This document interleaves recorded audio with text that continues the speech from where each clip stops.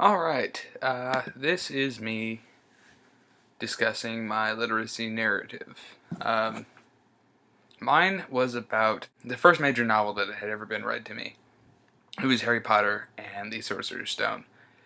Um, I opened up my literacy narrative with a quote from the book, and I just described, you know, my mom's dramatic pausing and me asking about, well, hey, that can't be possible, can it? And she's like, well, sweetheart, anything can happen in books, even magic.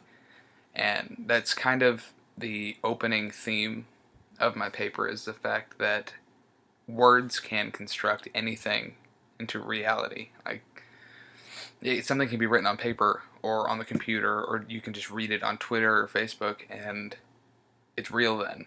You visualized it, you actually had an image for it. Um, so I went in and described the parts of the books that I really vividly remembered, like Hermione's frizzy hair or Dudley's obnoxious personality. When I was growing up, my mom constantly had a book in her face at all times, always, and I never really understood why until I was older, and I realized that you can go to your own little world with a book, with anything. Anyway, she had always had the ability to read and carry out a conversation and do other stuff all at the same time and do it all flawlessly, and I never really understood that because for me I have to focus on it at all times.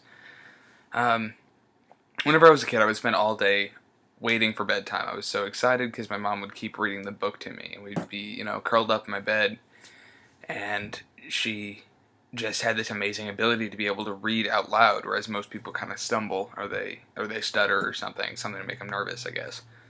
But I was always amazed by the ability that some people have to speak and narrate things, whereas some people don't.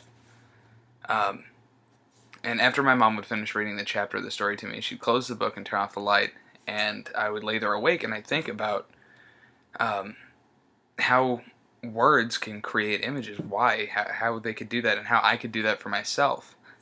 Um, and I think about how people did this all the time. Whenever you talk, you're telling them a story that they can visualize. Whenever my mom had finished the book, I didn't understand that there wasn't more, because until that point myself, I'd only read little Dr. Seuss books, short things, but a novel to me just seemed endless.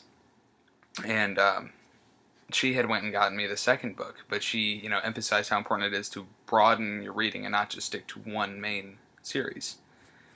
Um, anyway, after I was looking around for books, I ended up just being really unimpressed, and I ended up just reading the first book on my own again, but this time not narrated to me.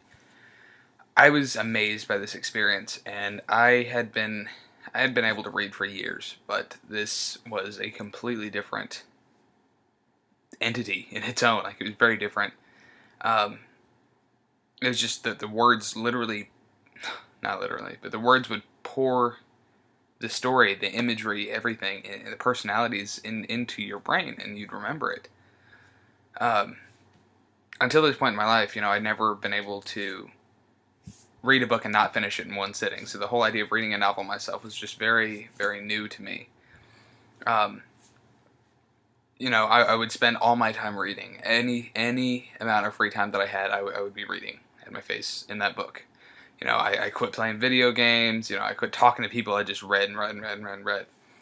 And I was very excited whenever I had gotten to where I'd finished it on my own. It was this huge sense of accomplishment because, no one else my age was really reading this stuff.